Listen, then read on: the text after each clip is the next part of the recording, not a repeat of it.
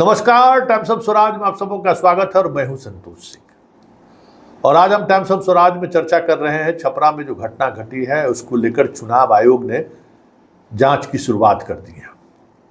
और जो खबर आ रही है वो खबर ये है कि छपरा के एसपी और डीएम दोनों पर बड़ी कार्रवाई हो सकती है, क्योंकि जो कुछ भी घटना घटी है उसमें जिला प्रशासन की बड़ी लापरवाही सामने आई है। उस मतदान केंद्र पर 318 और 19 जिसकी चर्चा हो रही है, उस मतदान केंद्र को लेकर बार बार रोहिणी का वहां जाना, साथ में भोला यादव का रहना, अब जिला प्रशासन के लिए गले का फांस बनता जा रहा है। भोला यादव भले ही ये तर्क दे रहे हो कि भाई उम्मीदवारों के साथ 3 लोग घूम सकते हैं, सही बात है, घूम सकते हैं, लेकिन उसी में एक नियम यह भी है कि जो जिला के बाहर के लोग हैं, जो जिले के वोटर नहीं हैं, वो 48 घंटे पहले जिला छोड़ दें। ऐसे में भोला यादव जी कैसे उस जिला में मौजूद थे, और जब उनकी मौजूदगी पर ही इलेक्शन कमीशन ने रोक लगा रखी है तो उनको फिर जाने बूथ पर घूमने का परमिशन कैसे मिल गया।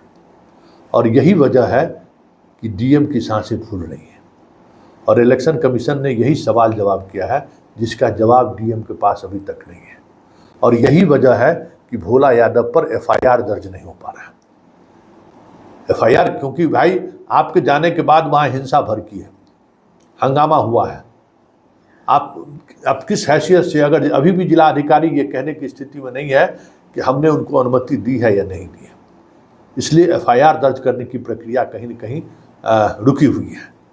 सवाल इलेक्शन कमीशन का यही है।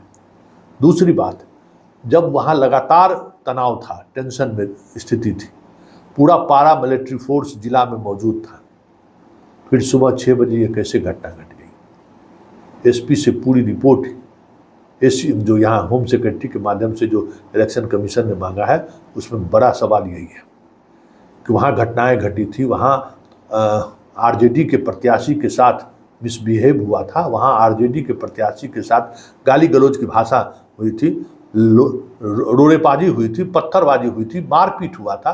एफआईआर क्यों नहीं दर्ज हुआ था? अब एफआईआर दर्ज होने के लिए क्या चाहिए था प्रशासन को?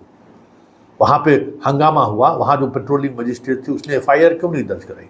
बूथ पर रोड़ाबाजी हुआ, पत्थरबाजी हुआ, मारपीट हुआ, गाली गलौज, उम्मीदवारों के साथ बदतमीजी हुई, उस मामले में नगर थाने में एफआईआर, मुफस्सी थाना जो भी जुडिक्शन था उसमें एफआईआर क्यों नहीं दर्ज हुआ? ये 2 ऐसे सवाल हैं जिन सवालों में डीएम भी और एसपी भी फंसते हुए, उलझते हुए दिख रहे हैं। ऐसे में डीएम एसपी पर चुनाव आयोग के द्वारा बड़ी कार्रवाई हो जाए तो कोई बड़ी बात नहीं होगी, क्योंकि जो कुछ भी घटना घटी है वो पूरी तौर पर प्रशासनिक विफलता है, पूरी तौर पर प्रशासन के गैर जिम्मेदाराना रवैये के कारण यह घटना घटी है।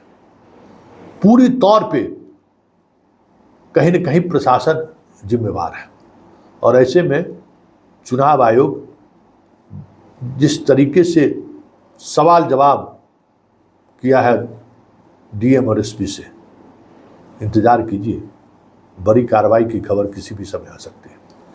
वैसे भोला यादव और नीरज के बीच जो चीज़ें जुगलबंदी चल रही हैं, जो एक दूसरे का जवाब दे रहे हैं, उन सवाल जवाब में भोला यादव का काउंटर फिर से नीरज की तरफ से की गई है। और हमें लगता है कि भोला यादव जी, ये अलग बात है कि लालू परिवार के रिकमेंडेशन पर ही छपरा में अधिकांश डीएम से लेकर बीडीओ तक, डीएम से लेकर सीओ तक, एसडीओ से लेकर एडीएम तक, पुलिस पदाधिकारियों में भी कई डीएसपी जो है लालू परिवार के रिकमेंडेशन पर ही छपरा में इस वक्त मौजूद है। तो कम से कम उसका भी ख्याल किए रहते। माननीय एमएलसी और प्रवक्ता नीरज कुमार जी के द्वारा जो मेरे ऊपर में आरोप लगाया गया है, जो किस हैसियत से श्रीमती रोहिणी आचार्य उम्मीदवार 20 सारण लोकसभा क्षेत्र के साथ घूम रहे थे, हमें लगता है कि उनको सामान्य ज्ञान भी नहीं है। उनको सबसे पहले इलेक्शन मैनुअल को पढ़ना चाहिए, इलेक्शन के प्रक्रिया को पढ़ना चाहिए और इलेक्शन में कैंडिडेट को क्या क्या करना है इसके बारे में पढ़ना चाहिए। और बिना पढ़े हुए जिस तरह से वो बयान दे रहे हैं उनको सार्वजनिक रूप से माफ़ी भी मांगनी चाहिए। पहली बात, इलेक्शन मैनुअल में साफ लिखा हुआ है जो उम्मीदवार चुनाव के दिन हर एक बूथ पर घूमेंगे और वहाँ के अपने मतदाताओं से हालचाल लेंगे। उसके साथ साथ प्रिजाइडिंग ऑफिसर से ये भी पता करेंगे जो यहाँ शांतिपूर्ण ढंग से पोल हो रही है कि नहीं, पोल अभी तक कितना गिरा है, ये इलेक्शन मैनुअल में है। और उसके साथ साथ कैंडिडेट के साथ साथ चालक के अलावा 3 अन्य लोग को वो अपने साथ रख सकती हैं। इसके लिए निर्वाची पदाधिकारी को लिख करके देना पड़ता है जो मेरे साथ कौन कौन लोग रहेंगे, और उसका विधिवत लाल रंग का पास बनता है और उस पास के हैसियत से कैंडिडेट और उनके साथ जो अन्य 3 लोग हैं वो सभी लोग बूथों पर घूमते हैं। ये सामान्य प्रक्रिया है इलेक्शन मैनुअल का।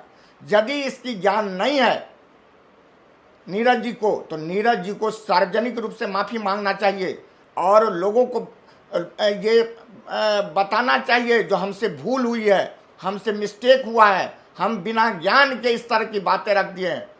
कैसे उनको पार्टी प्रवक्ता बना दिया है मुझे नहीं समझ में आता। उनको तो ये सामान्य प्रक्रिया भी मालूम नहीं है। लगता है वो लगातार जो एमएलसी बनते रहे हैं उनको सामान्य जो इलेक्ट्रल ये चुनाव है उससे उनको कोई उसके बारे में कोई जानकारी नहीं है। मैं ये भी बताना चाहता हूं जो हम लोग 318 और 319 बूथ पर जो गए थे उस समय में हम और डॉक्टर रोहिणी आचार्य जी थी और केवल ये प्रिजाइडिंग ऑफिसर से इतना पूछ रहे थे कि आपके यहाँ कितना पोल हुआ है। उसी समय राजीव प्रताप रूढ़ी जी के गुंडों द्वारा हमला किया गया, गाली गलौज किया गया, अपमानित किया गया और उसके बावजूद अगले दिन अर्थात आज सुबह में 3 हमारे साथियों को गोली मारी गई।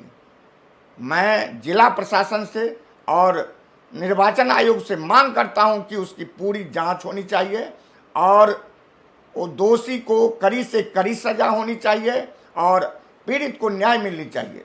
नीरज जी सार्वजनिक रूप से माफ़ी मांगे इस गलती के लिए। मैं न्याय प्रिय व्यक्ति हूं और इलेक्शन के मामले में हम समझते हैं जो मैं पूरी मैनुअल के साथ अपने कार्रवाई को करता हूं, इसलिए उन्हें माफ़ी सार्वजनिक रूप से मांगनी चाहिए। लालू प्रसाद जी के राजनीतिक सलाहकार माननीय भोला यादव जी ने जो आपने सारण लोकसभा चुनाव में तांडव मचाया है, आप तो गुनाहगार माने ही जाएंगे। रॉन्ग नंबर आपने डायल कर दिया, आपने छेड़ दिया, तो हम तो छोड़ते नहीं हैं। निर्वाचन आयोग के आदर्श आचार संहिता के मैनुअल का जरा अध्ययन कर लीजिए। खाली जेले मैनुअल का अध्ययन करते हैं।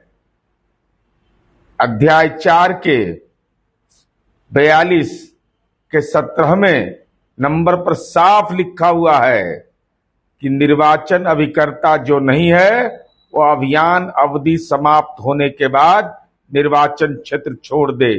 क्या भोला यादव रोहिणी यादव के निर्वाचन अभिकर्ता थे? साथ ही साथ अध्याय 8 के 8.11 साफ लिखा हुआ है कि राजनीतिक पदाधिकारी जिन्हें सुरक्षा दी गई है वो मतदान की समाप्ति के निर्धारित समय से 48 घंटा पहले निर्वाचन क्षेत्र से चले जाना है। किसने आपको अधिकार दिया था कि आप सारण लोकसभा के मतदान केंद्र पर लालू यादव जी के भक्ति भाव में आप मतदान केंद्र तक जा रहे हैं? आपको सुरक्षा कर्मी मिला हुआ है और कानून के पिंजड़े में तो आप कैद हो गए। चुनाव आयोग से मेरा अनुरोध है कि विधि सम्मत कार्रवाई करे, लालू के राजनीतिक सिपाह सलार माननीय भोला यादव जी ने कानून की धज्जी उड़ा दी है। अभी तो शुरुआत किया है। अभी तो आपको कानून के ऐसे लपेटे में लेंगे कि आप कराहते नजर आ जाएंगे।